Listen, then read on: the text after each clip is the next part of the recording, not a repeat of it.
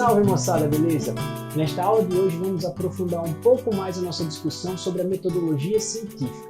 Hoje vamos dar destaque à comunicação científica, como as ideias científicas chegam às pessoas, como as ideias científicas impactam a sociedade. Então a pergunta de hoje é: qual é a importância da gente entender a comunicação científica? Nas aulas anteriores vimos que a prática científica é fortemente influenciada por aspectos sociais e que o conhecimento científico impacta profundamente a vida de todas as pessoas no planeta, sejam elas entusiastas da tecnologia que estão sempre consumindo os mais modernos equipamentos eletrônicos ou até mesmo aqueles que tentam ter uma vida mais distante das novas invenções. Em poucos anos mudamos radicalmente nosso modo de viver. Seria impensável neste momento abrir mão da tecnologia para produzir insumos em larga escala, colher diversas culturas vegetais sem irrigação e controle do solo, ou o turismo sem os serviços de internet. Já nascemos precisando de vacinas, vivemos rodeados de equipamentos eletrônicos e navegamos pelas notícias da última pandemia. Portanto, é imprescindível que sejamos cidadãos capazes de compreender os processos de produção de conhecimento, atentos ao desenvolvimento tecnológico e a como esses processos impactam nossas vidas. Neste início do século XXI, é fundamental entender minimamente como ocorrem essas mudanças para podermos tomar decisões conscientes, resolver problemas cotidianos básicos e ter um papel atuante na sociedade. Um aspecto-chave desse processo é a comunicação científica. Não basta apenas entender o conhecimento científico como uma atividade humana, social e histórica, nem somente ter consciência sobre o seu modo de construção e reconstrução contínuo. É imprescindível conseguir acompanhar o processo em pleno desenvolvimento, como neste momento, em que devemos tomar decisões diárias de como proceder diante da pandemia da Covid-19. Mas como se informar nesta era em que a quantidade não é mais problema, mas sim a qualidade das informações que chegam até nós? Então, para entender a comunicação científica, precisamos elencar alguns aspectos importantes dos meios pelos quais nos informamos. Existem muitas maneiras de consumir a informação científica, mas entre elas, há aquelas que são mais acessíveis e menos confiáveis e aquelas que são mais confiáveis e menos acessíveis. É muito importante que tenhamos em mente que todas elas estão sujeitas a falhas, assim como toda atividade feita por seres humanos. Mas há maneiras de diminuirmos as chances de nos enganarmos. Vamos começar pela fonte da informação científica. Geralmente, no processo científico, a primeira comunicação acontece para cientistas. Isso ocorre de algumas maneiras. Pode ser uma conferência no encontro científico, como simpósios e congressos, mas geralmente isso é feito por meio da publicação em revistas especializadas, também conhecidas como periódicos científicos.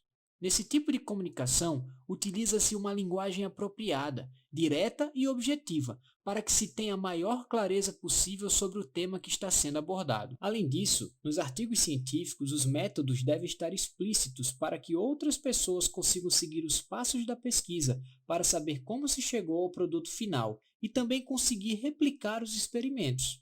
Pois, com o método explícito, a pesquisa científica se diferencia de achismos e de dogmas. O mais importante nesse tipo de comunicação é que antes de ser publicado, um artigo científico deve passar pela análise de outros cientistas da mesma área. Esse processo confere à publicação uma espécie de certificação da comunidade científica. Além disso, um artigo científico deve se basear em outras ideias científicas de respaldo na literatura especializada. Por isso, todo artigo científico deve vir acompanhado por referências, que nada mais são do que a citação de outros trabalhos científicos, como livros, artigos e outras fontes de informações validadas pela comunidade científica.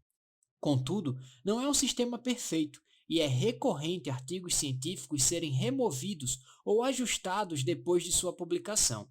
Esse tipo de publicação é mais difícil de ser acessada, não só por sua linguagem técnica, que muitas vezes é inacessível para boa parte das pessoas, mas também por estarem publicadas em revistas que cobram às vezes caro para ter acesso à informação. Essa é uma grande incongruência em relação ao aspecto social da ciência, do qual já falamos. Existem diversas iniciativas de tornar o acesso a periódicos científicos livre, como as revistas de livre acesso e grupos que lutam pelo livre acesso à informação científica. Uma vez que uma nova ideia científica foi analisada por pares e publicada numa revista especializada, outros cientistas começam a ter acesso àquela informação e podem ajustar seus objetivos de trabalho para tentar replicar, refutar e, principalmente, aprofundar as novas ideias. Paralelamente a isso, a depender do impacto da nova descoberta, alguns meios de comunicação começam a publicar numa linguagem mais acessível para o grande público. Podem ser blogs ou vlogs especializados, revistas de divulgação científica e, às vezes, quando se trata de um tema de grande impacto, como uma vacina para uma pandemia vigente, grandes meios de comunicação de massa, como televisão e jornais, começam a divulgar a nova descoberta. Entretanto, ao longo desse processo, a informação pode sofrer modificações e, em alguns casos, pode ser fortemente corrompida. Algumas vezes isso ocorre porque simplificar uma informação científica sem corrompê-la não é uma tarefa fácil. Requer diversas habilidades linguísticas e uma boa compreensão do campo científico em questão. Contudo, há muitas vezes em que esse processo ocorre de forma deliberada, para caçar cliques na internet, ganhar audiência e até fama. Sabe aquele amigo fofoqueiro que sempre aumenta a fofoca e faz questão de ser o primeiro a trazer a má notícia? Pois é, num mundo de competição, por audiência, patrocinadores e atenção, isso é muito comum. Por isso, é importante ter muita cautela quando lemos uma notícia impactante sobre uma grande descoberta. Outro meio de divulgação muito importante e bastante utilizado na ciência são os livros de divulgação científica. Além de serem uma excelente fonte de entender a história de um campo científico com maior abrangência, são um ótimo passatempo para aqueles que gostam do tema. Geralmente, são leituras mais leves, trazem curiosidades que são deixadas de lado nos artigos científicos que prezam pela objetividade da informação.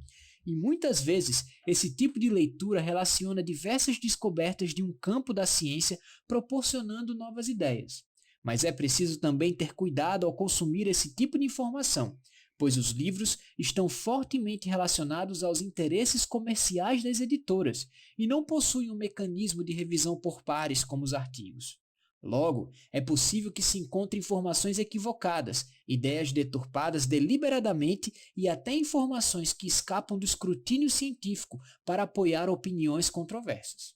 Além disso, hoje, com os livros digitais, é muito mais fácil publicar um livro. Por isso, checar as referências bibliográficas, procurar sobre o autor e tentar conhecer além do que está escrito na obra é fundamental para se informar. Independente de qual é o meio pelo qual nos informamos, é preciso ter uma postura investigativa e crítica para se informar. Tentar perceber os interesses do autor, saber quais são as ideias às quais a obra se alinha para além do que está escrito, são estratégias importantes para filtrarmos o que chega até nós e que irá compor nossa coleção própria de informações que serão pilares das nossas decisões. Se informar por uma única fonte é muito pouco, principalmente quando nos informamos por postagens compartilhadas em WhatsApp e redes sociais, que apesar de serem muito rápidas e cada vez mais onipresentes na sociedade moderna, carecem muito de confiança e não podem jamais ditar em nossas ações. É também importante aprendermos a ler os artigos originais para que possamos seguir as ideias até a sua fonte e compreender a fundo ideias mais complexas, sem depender da interpretação de terceiros. Portanto, entender como acontece a comunicação científica é fundamental para sabermos escolher as nossas fontes de informação que vão fundamentar as nossas tomadas de decisão, pois compreendendo as falhas e as virtudes da comunicação da ciência, podemos nos portar de maneira mais consciente, filtrando bem as informações e buscando sempre os mais variados pontos de vista sobre um determinado assunto, inclusive sobre este aqui. Seriam os meus vídeos imparciais e isentos de interesses? Claro que não. Toda informação, quando é difundida, tem interesses e parcialidade. Você deve ir além deste vídeo e buscar mais informações sobre este assunto para fundamentar a sua visão crítica pessoal sobre o tema. Hoje nós vamos ficando por aqui. Como material complementar, eu indico um livro chamado A Mais Pura Verdade sobre a Desonestidade, escrito pelo Dan Ariely. É um livro muito interessante que discute nossos interesses pessoais e os interesses coletivos, e nos coloca numa outra posição em relação aos nossos atos. Outro material que eu indico é a palestra da Molly Crockett no TED Talk, falando sobre as neurobobagens. Molly Crockett é uma neurocientista e ela fala sobre as neurobobagens, como a mídia sensacionalista deturpa as informações que são divulgadas por cientistas. Vale muito a pena assistir, é muito divertido, ela é uma grande cientista e uma grande referência. Nós vamos ficando por aqui. Se você gostou, não se esquece de curtir, compartilhar com os amigos e principalmente se inscrever no canal. Até a próxima!